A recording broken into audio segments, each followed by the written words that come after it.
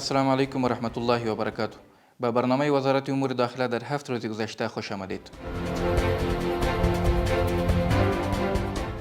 معاینات تأمینات وزارت امور داخله شعبه صحی و ورکشاپ تکنیکی پلیچرخی را با حضور داشتی مسئولین رسما افتتاح نمود. به اساس هدایت معین تأمیناتی وزارت امور داخله حدوداً 15 کمره امنیتی در چهارراهی‌ها و نقاط مختلف حوزه 15 امنیتی پلیس نصب گردید. سمینار 3 روزه آموزشی راهنمودی برای مسئولین زونهای ساحوی قماندانی‌های جلب و جذب 34 ولایت در مقر قماندانی عمومی جلب و جذب به پایان رسید. نیروهای پلیس در مربوطات ولایت بلخ یک تن را از چنگ آدمربایان نجات داده و فرد اختطافچی را با 1 میل کلاشینکوف بازداشت کرد.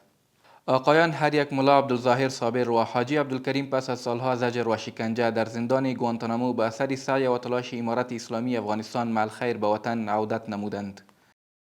53 تن از منصوبین پلیس ارزگان پس از اتمام دوره 2 ماهه آموزش‌های مسلکی و عقیدتی از مرکز تعلیمی زون جنوب فارغ شدند.